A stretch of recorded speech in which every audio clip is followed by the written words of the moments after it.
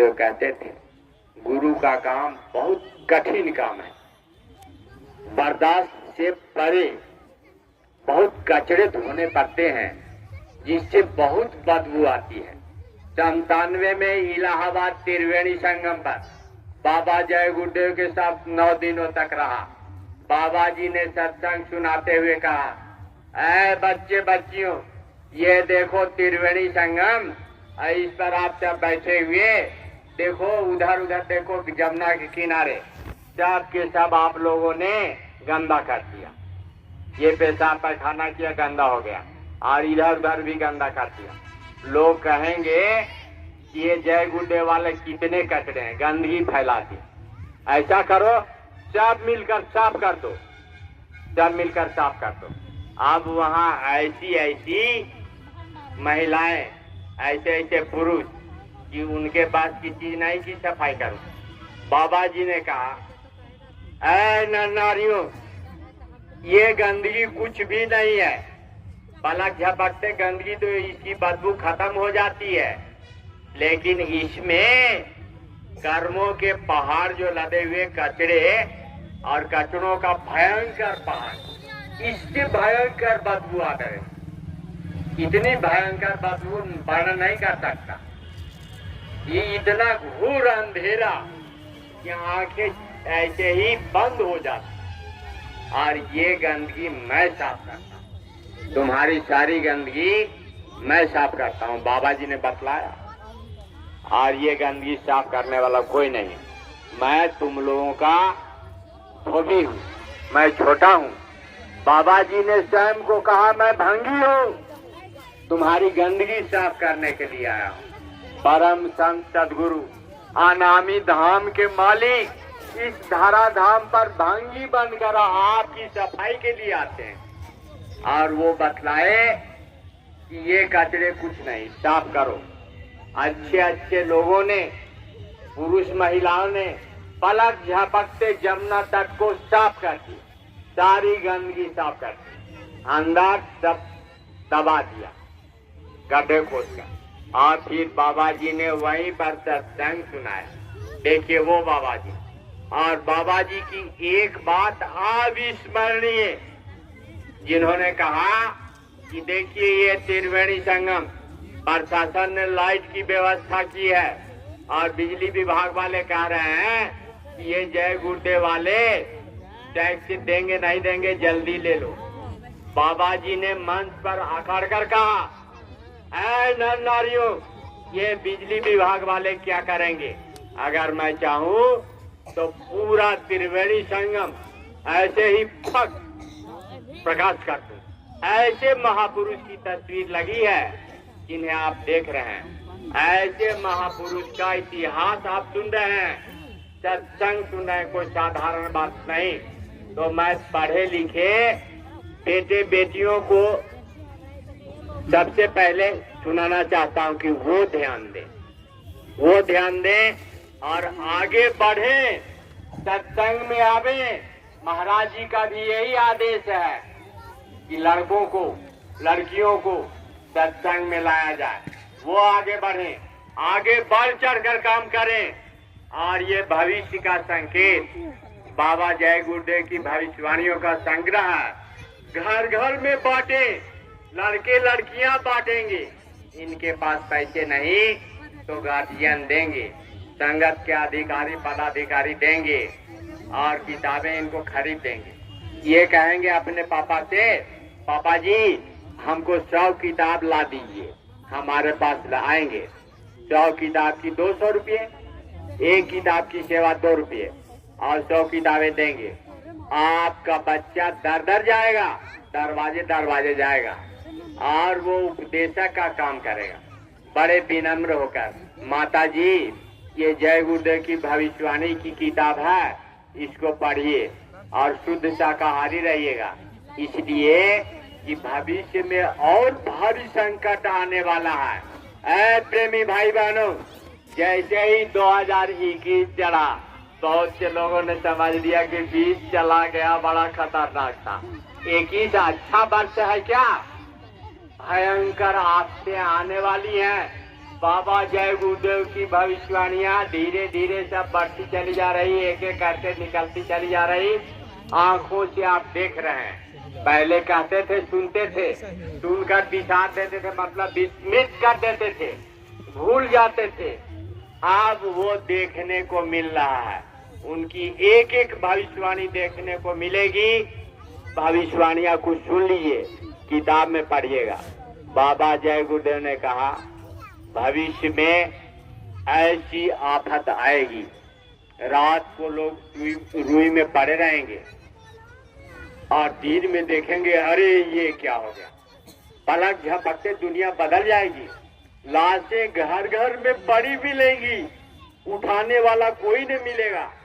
इतनी भयंकर घड़ी आ रही है। लोग रोएंगे, चिल्लाएंगे, सुनने वाला नहीं मिलेगा। अब देखिए, वो घड़ी बहुत नजदीक है। बाबा जी की भविष्यवाणी बहुत नजदीक है। मैं नहीं कह रहा, बाबा जी ने खुद कहा कि समझ लो तुम परिवर्तन की कोर पर खड़े हो, कगार पर, तो वो घड़ी बहुत नजदीक में है। बटन दबने में देर, परिवर्तन में नहीं। ये द्वापर का महाभारत 18 दिनों का हुआ, कलयुग का महाभारत 18 सेकेंड या 18 मिनट में खत्म हो जाएगा। वो घड़ी आ रही है। तो हमारे पढ़े लिखे ये स्टूडेंट तर्क देंगे, कहेंगे कि हर युग में ऐसा हुआ, ऐसे हर युग में परिवर्तन हुआ है। ये प्रकृति का नियम है। परिवर्तन संसार का नियम, प्रकृति का नियम। कोई भारी बात थोड़े ही है, बहुत भारी बात है। ऐसी विकट घड़ी, विकट स्थिति होती है कि उसका वर्णन नहीं किया जा सकता। भयंकर तकलीफ। बाबा जी ने आपको सचेत कर दिया। सचेत इसलिए कि समय रहते आपको कुछ कर लेना है। अपने लिए सुमिरन, ध्यान, भजन, सेवा, सत्संग कर लेना है ताकि आपकी रक्षा हो सके। बाबा जी ने कहानी सुनाते हुए कहा कि एक राज्य में राजा रहता था। राजा को 5 वर्षों के लिए चुना जाता था। 5 वर्ष पूरा होता, फट से राजा को निकाल दिया जाता, नदी पार उधर जंगल में भगा दिया जाता और वहाँ जंगली जानवर उसको नोच कर खा जाते। नदियाँ ऐसी पड़ी है। एक राजा जिसको इन सारी बातों की जानकारी हुई, राजा बनते ही पहले ही मैं अपनी व्यवस्था करना। तो आपको पहले ही व्यवस्था करने के लिए बाबा जी ने सचेत किया है। मेले में जाने बाद कि आप बाहर हो जाइए, पूरा करते हैं वीडियो। सेवा मत कीजिए। ये राक्षसी आहार है। आप कितना भी धनवान क्यों न हो, कितना भी विद्वान क्यों न हो, महापंडित क्यों न हो, ये आहार आपके अंदर जाएंगे तो भ्रष्टाचार का आप केंद्र बन जाएंगे। अहंकार आप में आएगा और निश्चित रूप से आपका विनाश या सर्वनाश होगा। सर्वनाश। आप देखिए, रावण महापंडित था, 4 वेदों का ज्ञाता, भाषा टीकाकार, शास्त्रों का ज्ञाता। वो रावण सोने की लंका की नगरी, और उसमें रहता था 10 दासियां रहती थी, कोई कमी नहीं थी, लेकिन उसका आहार गलत था। वो भैंसे का मांस खाता था, दारू पीता था और वो भ्रष्ट था, पराई स्त्रियों पर कुदृष्टि डालता था। देखिए, सोने की लंका भी जल गई, वो भी जल गया, अपने परिवारजनों का भी सर्वनाश करा दिया। अहंकारी के 3 गए, धन, वैभव और वंश। स्टूडेंट, आप सब ध्यान दीजिए। लड़के लड़कियां जो पढ़ते हैं, आइए BA में, मैट्रिक में, 9 में, 10 में, जो क्लास में भी आ रखा था कि मैं पढ़ाई कर रहा, आप सब सुन लीजिए। अहंकारी के 3 गए, धन, वैभव और वंश। विश्वास नहीं तो आंख फाड़ कर देख लो, देख लो। विश्वास नहीं तो देख लो, रावण, कौरव और कंस कैसे गए। आप देखिए, पढ़ते लिखते हैं। और ये हमारी माताएं बहनें, ये भाई भोले भाले, ये सीधे साधे थे, चले गए गरीब नेवाज के पास। गरीब थे, आपके मामा ये मम्मी पापा ये सब गरीब हैं, और इसलिए गरीब नेवाज के दरबार में गए। कि गरीब निवाज हमारी रक्षा करेंगे, हमारी भलाई करेंगे। वो मालिक गरीब निवाज है और गरीब उनकी भक्ति करते हैं। अमीर अहंकारी नहीं करता, शराबी कबाबी नहीं करता, मांसाहारी नहीं करता। इसलिए आपको शुद्ध शाकाहारी रहना है और बाबा जी का जो मंत्र दिया हुआ है उसको चिल्लाना है, गांव गांव को जगाना है, सावधान करना है। इसलिए कि वो घड़ी बहुत नजदीक है कि 20-20 को उस पर चिराग जलेंगे। आपको चिल्लाना है। लड़के लड़कियां, युवक युवतियां गांव गांव में जाएंगे, दर दर जाएंगे और ये भविष्य के संकेत किताबें बांटेंगे, नारा लगाएंगे, बाबा जी का कहना है, बाबा जी का कहना है, जय गुरुदेव का कहना है, जय गुरुदेव की अर्जी है, हाथ जोड़कर विनय हमारी। यही 3 मंत्र आप चिल्लाएंगे गाँव गाँव में। आपकी पढ़ाई लंबी तगड़ी है, अंग्रेजी, हिंदी, उर्दू, फारसी, अरबी ये सब पढ़ाई करते हैं। आप साधारण सा काम कीजिए, गांव गांव में ये तीनों मंत्र चिल्लाइए। कितना भारी परिवर्तन होगा, परिवर्तन होगा, निश्चित रूप से होगा। बाबा जी की वाणी अकाट्य है, तो आप लोगों को शुद्ध शाकाहारी बनाइए और भक्ति की ओर उन्मुख होइए। भक्ति क्या है इसके बारे में हमारे स्टूडेंट्स, पढ़े लिखे विद्यार्थी हैं, ये सब जानेंगे। भक्ति आत्मा को जानना। इसमें मनुष्य मंदिर में जीवात्मा है। जीवात्मा कैसी है? आप अपने स्कूल में गुरुजी से पूछिए जीवात्मा कैसी है, तो कहेगा अरे तुम पागल हो गया, ये क्या पूछ रहा है। यहाँ पूछो अलिफ बेत ते का ठा का ये दी ये सब पूछो। ये पूछो हिंदी व्याकरण, संस्कृत व्याकरण, अंग्रेजी ग्रामर, इतिहास, भूगोल, ये सब पूछो। और ये कहता है कि आत्मा क्या है। आत्मा कोई देखता है रे? ये परम संत सदगुरु बतलाते हैं कि आत्मा है, उसको देख भी सकते हैं। आत्मा है, वो सुनती भी है, बोलती भी है, चलती भी है, खाती भी है, पीती भी है, सारी क्रियाएं करती। आपकी तरह नहीं चलती कि चली थोड़ी और थक गई। उसका स्पीड ये बिजली की स्पीड से भी ज्यादा, मन का स्पीड से भी ज्यादा जीवात्मा। तो ये जीवात्मा चेतन है, इसमें एक चेतन है। चेतन सत्ता का चेतन अंश जीवात्मा इसमें है। आपने स्कूल, कॉलेज, यूनिवर्सिटी में पढ़ाई की, लेकिन ये पढ़ाई नहीं की। तो चेतन जीवात्मा, उसको देख सकते हैं, जिसको कहते हैं आप आत्म साक्षात्कार। जब आत्मा जगेगी तब वो चाहेगी कि हमारे पिता वो खोजेगी, ढूंढेगी। तो पिता के पास पहुंचने के लिए वो जानना चाहेगी कि क्या तरकीब है, कैसे कौन पिता के पास पहुंचाएगा। वो रोएगी और पहुंचाने वाले गुरु को खोजेगी। तब तक खोजती रहेगी, तब तक तब लगी गुरु मिले नहीं साचा, तब लगी गुरु करो 10 पाँचा, जब लगी गुरु मिले नहीं साचा। आप मिल गया सच्चा गुरु तो उसके चरणों में लग जाएगी, भक्ति करेगी, गुरु के आदेश का पालन करेगी। मीराबाई तड़पती थी सदगुरु के लिए, परम संत रविदास मिल गए, उनके चरणों में लग गई तो वो सब कुछ पाली। वो मीरा जो क्षत्रिय थी, क्षत्रिय राजघराने की भक्ति करने लगी और सब कुछ जान गई। प्रेमी भाई बहनों, बेटे बेटियां, हमारे जितने स्टूडेंट, कान खोलकर आप सुन लीजिए। जो मीरा राजघराने की थी, जो क्षत्रिय थी, सब कुछ त्याग दिया। क्यों त्याग दिया? इसमें कोई सार तत्व है ही नहीं। आप देखते हैं ये दुनिया का, ये मृत्यु लोक का, ये परदेश का धन वैभव, ये हो जाता, वो हो जाता, ऐसे करते वैसे करते, इसी में उलझे हुए बच्चे जन्म लेते हैं, बढ़ते हैं, अब नौकरी करेंगे।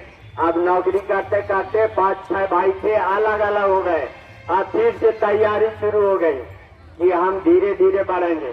घर मकान बनाते बनाते दाढ़ी पक गई, बूढ़े हो गए, अब वो चले गए, फिर बच्चे अलग हो गए। ये तैयारी करते करते ऐसे ऐसे सब तो चले जा रहे हैं और यहाँ कहते कि सब सार तत्व है। ये संसार आसार है, इसमें कुछ है नहीं। और ऐसी ग्रंथि आपकी पड़ गई माया की कि आप छोड़ना नहीं चाहते, कोई जबरन भी छुड़ा नहीं सकता। ये श्रद्धा की, प्रेम की सदगुरु आए कि प्रेम से जीवों को मैं समझाऊंगा, जबरन करने नहीं आते। तो माया की ग्रंथि ऐसी पड़ गई कि आप छोड़ना नहीं चाहते, यहीं फंसे रहना चाहते हैं। बाल बच्चों में, धन दौलत में, यहाँ की चीजों मान बढ़ाई में फंसे रहना। तब देखिए ये परेशानी आपकी बढ़ती चली जा रही है। आप कहते हैं जो जिन्होंने नाम दान ले लिया, कल कर लेंगे, परसों कर लेंगे। अरे आप बहुत व्यस्त थे, अब बच्चे को पढ़ाने के लिए वहाँ जाना था, एडमिशन कराने के लिए जाना था, कल हो जाएगा। आज का मेंशन कल का परसों। ऐसे धीरे धीरे मन अभिमानी अधम कुकर्मी आपको ठगता, आपको परेशान करता। तो प्रेमियों आपको नियमित रूप से एक भजन ध्यान सुमरन करना, सिमरन ध्यान भजन बाबा जी ने बताया है, वो करना है, टालना नहीं है। आपकी जिंदगी धीरे धीरे धीरे बीतती चली जाए। बच्चा जन्म लेता, आज कितना बड़ा, कल कितना बड़ा, कुछ पता भी नहीं चलता। धीरे धीरे बच्चा बड़ा हो जाता है, वो युवक होता है। और भजन भक्ति सब खत्म हो गई। मीरा कहती है कल कल करते हौले हौले जीवन बढ़ता जाए, नाम सुमिर ले उड़ जाएगा तोता पिंजरा तोड़। तोता पिंजरे को तोड़कर भाग जाएगा और भाग जाएगा, अपनी शक्ति नहीं रहेगी तो भक्ति कैसे होगी। कल कल करते हौले हौले जीवन बढ़ता जाए, कल कल करते हौले हौले जीवन बढ़ता जाए। नाम सुमिर ले उड़ जाएगा, नाम सुमिर ले उड़ जाएगा, तोता पिंजरा तोड़ दे। गुरुदेव गुरुदेव गुरुदेव बोल रे, बाद 84 योनि मिलता, बाद 84 योनि मिलता। ये 84 लाख योनियों में भ्रमण करते हुए तब अंतिम योनि ये मिलता, और इसको आप ऐसे ही गवा रहे हैं। बाद 84 योनि मिलता, जीवन ये अनमोल रे, ये अनमोल जीवन, और इसको ऐसे ही गवा रहे हैं। तो आप अपनी जिंदगी को नहीं संभाल सकते तो क्या पढ़ाई स्कूल कॉलेज यूनिवर्सिटी की है। आप सब सावधान हो जाइए। सावधान करने के लिए बाबा जी ने घर घर में ऐलान किया, घर घर में लोगों को जगाया। वो अनामी मालिक दर दर गए, दरवाजे दरवाजे भटके, समझाए चेताए लोग। बाबा जय गुरुदेव कहते थे, लिखी हुई विधि लोग कि दिन को तुम लोगों को सत्संग सुनाता हूँ और रात में मैं बैठकर एकांत में रोता हूँ कि इन जीवों का क्या होगा, इनकी कितनी दुर्गति होगी, कितनी तकलीफ होगी, और इसके लिए रोता हूँ। कहते कि हमारे स्कूल कॉलेज यूनिवर्सिटी के टीचर हैं और इन लोगों ने जिम्मेवारी ले ली कि सिर्फ हमारा काम स्कूल में कॉलेज यूनिवर्सिटी में जाकर पढ़ा देना, आज ये पेमेंट ले लेना और घर आकर बाल बच्चों के साथ ऐसा आराम से रहना। क्या ये जिम्मेवारी नहीं है? आपको समाज को सुधारने की जिम्मेवारी है। अगर आप शिक्षक हैं तो हमारे शिक्षक भाई बहन जितने होंगे वो सब भी ध्यान दें। हम आज बाबा जय गुरुदेव के शुभ जन्मदिन के अवसर पर, नव वर्ष के अवसर पर आपसे विनती करते हैं, आपसे प्रार्थना करते हैं आपको दंडवत करते हैं कि आप आध्यात्मिक वैचारिक क्रांति में बढ़ चढ़ कर हिस्सा लें, आगे आवे, समाज को सुधारें, आत्म कल्याण का और दूसरों के आत्म कल्याण का रास्ता पकड़ें। बोलिए जय गुरुदेव, जोर से बोलिए जय गुरुदेव।